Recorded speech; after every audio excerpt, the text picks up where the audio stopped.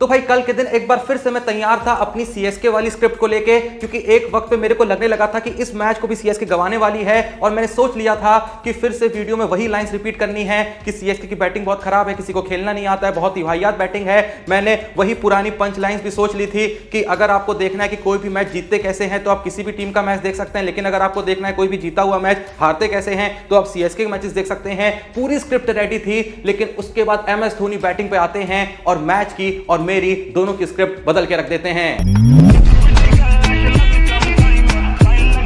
देखो भाई, माना कि कल के मैच में शिवम दुबे एक तरफ से टिके हुए थे, लेकिन भाई इस बात को हर कोई एक्सेप्ट करेगा कि अगर कल के मैच में एक बार फिर से सीएसके की तरफ से एमएस धोनी बैटिंग पे नहीं आए होते ना, तो कल का मैच मैं क्या कोई भी भाई इस बात को लिख के दे सकता है कि कल का मैच भी सीएसके 100% हारती। क्योंकि भाई कल के मैच में भी सीएसके के बैटिंग लाइनअप में कोई ऐसा अलगपन देखने को नहीं मिला। हाँ ठीक है, रचिन रविंद्र और शेख रशीद ने एक अच्छी शुरुआत दी थी, अच्छी शुरुआत इनको बाकी मैचेस में मिली है, लेकिन भाई इनके जो ओपनर्स हैं उन ओपनर्स में से कोई भी एक ओपनर इस चीज की जिम्मेदारी नहीं लेता है कि भाई पावर प्ले के बाद भी हम थोड़ा देर तक टिके, मैच को थोड़ा सा और आगे लेके जाएं, मैच को इजी करके जाएं। ये पावर प्ले मारते हैं और पावर प्ले के बाद जैसे ही थोड़ी हिटिंग करने की कोशिश करते हैं पवेलियन निकल जाते हैं। भाई किसी को इनकी टीम में छक्का मारना ही नहीं आता। मुझे नहीं आता, इसको बहुत अच्छी तरह आता है, मास्टर है मास्टर। जैसे ही कल के मैच में भी शेख रशीद और रचिन रविंद्र आउट क्या हुए, उसके बाद राहुल त्रिपाठी आते हैं। राहुल त्रिपाठी तो पता नहीं क्यों खेल रहे हैं टीम में। हाँ मैं जानता हूं कि टीम में कोई और ऑप्शन ही नहीं है, लेकिन भाई देखो ये बात मैं पहले भी कह चुका हूं, पता नहीं सीएसके के मैनेजमेंट को ये बात समझ में क्यों नहीं आ रही है कि राहुल त्रिपाठी का पावर प्ले के बाद कोई काम ही नहीं है। उस बंदे को शॉट्स मारने नहीं आते हैं। एक वक्त पे कमाल का बैट्समैन हुआ करता था, लेकिन अब उसके बस का नहीं रह गया है। अगर आपको राहुल त्रिपाठी को यूज करना है, वो बंदा सिर्फ और सिर्फ आपको पावर प्ले में रन दे सकता है कि भाई 30 यार्ड के ऊपर से बॉल वगैरह उठा दे, वरना उसके बस का कुछ नहीं रह गया है। आप बस बेकार में एक बैट्समैन खिला रहे हैं, इससे अच्छा आप भाई किसी भी ऐसे बॉलर को खिला लें जिसको थोड़ी बहुत भी बैटिंग आती है ना, वो भाई उस बंदे से ज्यादा कंट्रीब्यूशन देके जाएगा। बात तो सही है। बाकी राहुल त्रिपाठी के अलावा फिर चाहे विजय शंकर की बात करें, जडेजा की बात करें, एक बार फिर से सब लोग पूरे तरीके से फ्लॉप रहे। सब लोगों ने एक बार फिर से साबित कर दिया कि भाई हमारे बस का नहीं है। और भाई देखो, भले ही कल का मैच सीएसके जीत गई है, भले ही कल के दिन एमएस धोनी ने कमाल की पारी खेली, कमाल का फिनिशिंग टच दिया, लेकिन भाई अब भी इस बात को कोई नहीं नकार सकता है कि सीएसके आईपीएल 2025 की वन ऑफ द घटिया टीम है। इनका जो बैटिंग लाइनअप है खासकर एकदम वाहियात है। बॉलिंग को लेकर मैंने पहले भी कहा था कि बॉलिंग कोई बहुत खराब नहीं है, लेकिन जब बैटिंग इतनी खराब हो तो आप क्या ही कर लेंगे। वो तो कहो कि भाई कल के मैच में एमएस धोनी ने मैच को फिनिश कर दिया, वरना कल का मैच भी खत्म होने के बाद चारों तरफ भाई लोग तैयार बैठे थे एमएस धोनी को ट्रोल करने के लिए। वापस से धोबी ट्रेंड करने लग जाता। क्या आपने किसी भी सीएसके के मैच के बाद देखा है कि राहुल त्रिपाठी ट्रेंड कर रहे हैं या उनको ट्रोल किया जा रहा है? क्या कोई विजय शंकर को ट्रोल कर रहा होता है? क्या कोई जडेजा को ट्रोल कर रहा होता है उनकी बैटिंग के लिए? क्या कोई हुड्डा को ट्रोल कर रहा होता है? किसी को ट्रोल नहीं किया जा रहा होता है। ट्रोल सिर्फ और सिर्फ एक ही इंसान को किया जा रहा होता है और वो है एमएस धोनी। जबकि कल के दिन एक बार फिर से एमएस धोनी ने इस बात को साबित कर दिया कि आज भी अब भी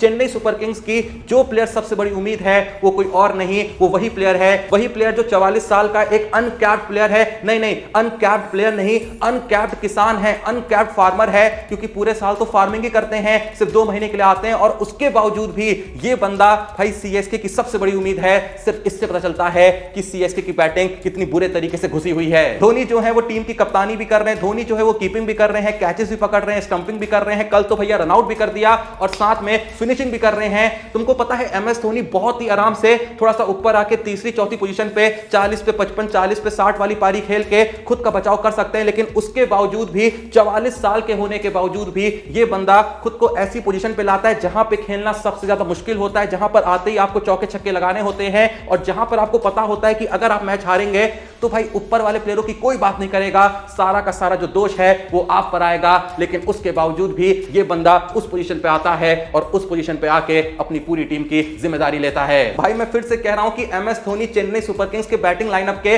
बेस्ट बैट्समैन हैं और बैट्समैन तो छोड़ो भाई इस बात को तो कोई नहीं नकार सकता है कि एमएस धोनी सीएसके के सबसे बड़े हिटर हैं। भाई इन लोगों की मौत आ जाती है एक छक्का मारने में, एक बाउंड्री मारने में। पता नहीं अच्छी शुरुआत मिलने के बावजूद भी 20-25 बॉलें यूं ही निकाल देते हैं, भाई बाउंड्री नहीं मारते हैं और वो बंदा आके इतनी आसानी से चौके छक्के लगा रहा है। भाई सीखो समझो कैसे 44 साल की की उम्र में ये बंदा बाउंड्रीज लगा रहा है, जिस उम्र में आधे से ज्यादा प्लेयर्स जो है वो रिटायर होके लेजेंड्स लीग खेलने में लगे हुए हैं, जिस उम्र से 5-6 साल कम उम्र के प्लेयर जो 37-38 साल के हैं जैसे कि रोहित शर्मा, जिनसे कुछ नहीं हो रहा है जबकि ऊपर की पोजीशन पे आते हैं, पावर प्ले में खेलने का मौका मिलता है, लेकिन ये जो बंदा है ये भाई सबसे कठिन पोजीशन पे आके मैचेस जिता रहा है। अगर मैचेस नहीं भी जिता पा रहा है तो भाई मैचेस को जिताने की सबसे बड़ी उम्मीद बन रहा है।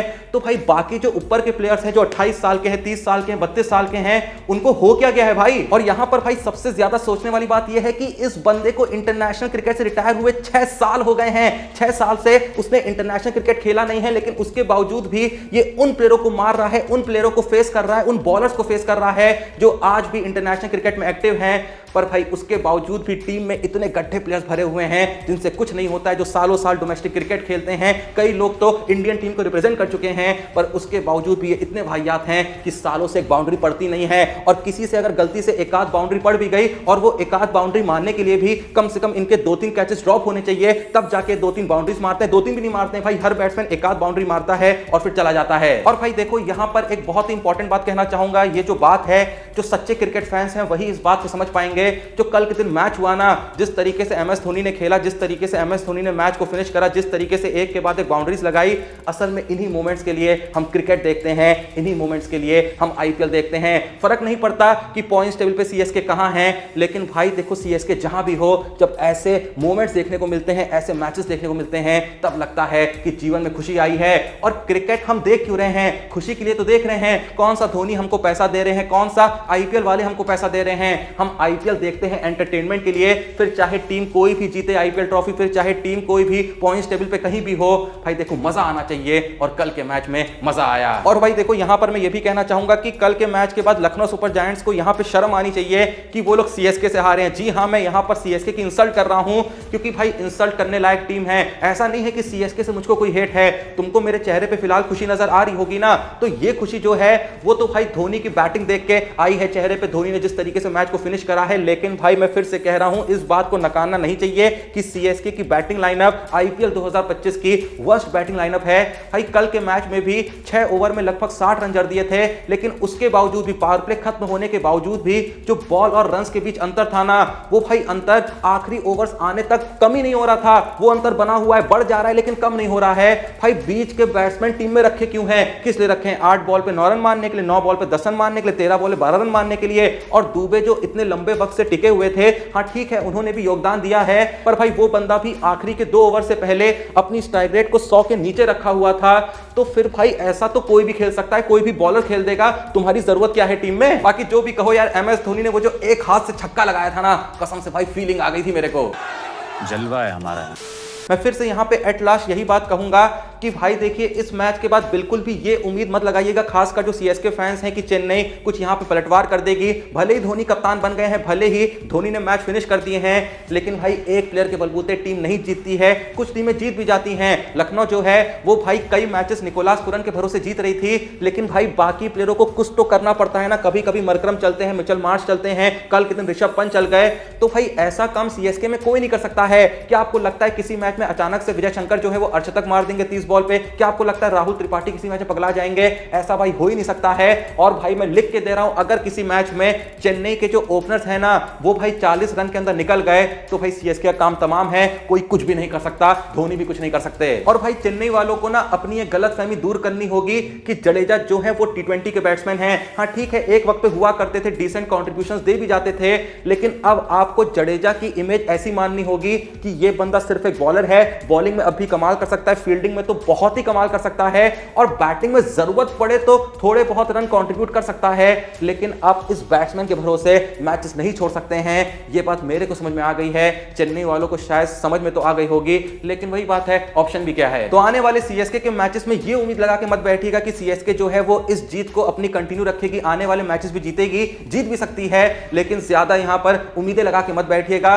बस यहां पर मजे के लिए सीएसके के मैचेस देखिए, धोनी की बैटिंग देख के मजे लीजिए, उम्मीद करिए धोनी और मैचेस में भी चौके छक्के लगाएं, अपनी टीम के लिए मैचेस फिनिश करें। बाकी चेन्नई तो राम भरोसे है। खैर जो भी ये वीडियो देख रहा है भाई, किस किस को लगता है कि आज भी एमएस धोनी सीएसके की सबसे बड़ी उम्मीद है, आज भी एमएस धोनी सीएसके के सबसे बड़े हिटर हैं? और भाई सच में ये बहुत ही अद्भुत बात है कि 44 साल में लगभग एमएस धोनी इस तरीके से खेल रहे हैं। भाई आप अगर लेजेंड्स लीग देखते हैं ना, जहां युवराज खेलते हैं, सचिन खेलते हैं, यूसुफ पठान खेलते हैं, आधे से ज्यादा प्लेयर्स उसमें भाई धोनी से कम एज के हैं। और भाई वहां पे बाउंड्री जो होती है 50-55 मीटर की होती है, बॉलर्स एकदम ढीले होते हैं, फील्डर्स एकदम बुढ़े होते हैं, वहां ये लोग रन मारते हैं। धोनी आज भी उस उम्र में भाई इंटरनेशनल बॉलर्स को फेस कर रहे हैं, इंटरनेशनल लेवल पे खेल रहे हैं, 80-90 मीटर की बाउंड्री क्रॉस कर रहे हैं, चौके छक्के लगा रहे हैं। तो भाई देखो एमएस धोनी आने वाले मैचेस में मैचेस फिनिश कर पाए या ना कर पाए, घंटा फर्क नहीं पड़ता है, लेकिन इस चीज के लिए धोनी को अप्रिशिएट करना बनता है, बिल्कुल बनता है। और देखो भाई यहां पर अगर मैं कल के दिन ऋषभ पंत की पारी को अप्रिशिएट ना करूं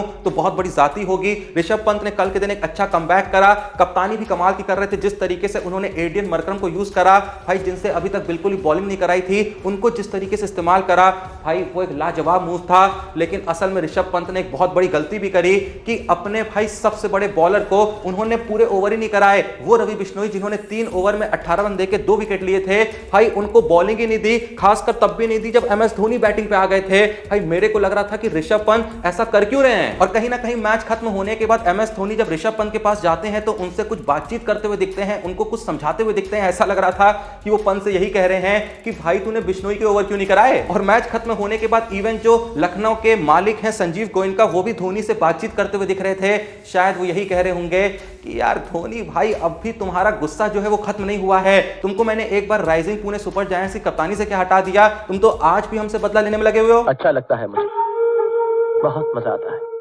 तो चलो भाई बस आज की वीडियो का यहीं पे अंत करते हैं। आप लोग को क्या लगता है, क्या अब भी चेन्नई अपनी किस्मत में कोई पलटवार कर सकती है? क्या अब भी कुछ यहां पे चमत्कार हो सकता है? मुझको तो ज्यादा यकीन नहीं है इस बात पे, मुझको तो बिल्कुल भी उम्मीद नहीं है। अगर किसी को अब भी यकीन है तो आप कमेंट सेक्शन में बता सकते हैं। और देखो भाई अगर कोई चमत्कार होना भी है चेन्नई के साथ तो वो चमत्कार सिर्फ एक ही इंसान कर सकता है, कोई माने या ना माने, वो इंसान है none other than Mahendra Singh Dhoni. आप लोग का इस बारे में क्या सोचना है कमेंट सेक्शन में बता दीजिएगा। वीडियो को लाइक करिएगा, चैनल को सब्सक्राइब करिएगा। मिलते हैं नेक्स्ट वीडियो में, तब तक के लिए जय हिंद, धन्यवाद।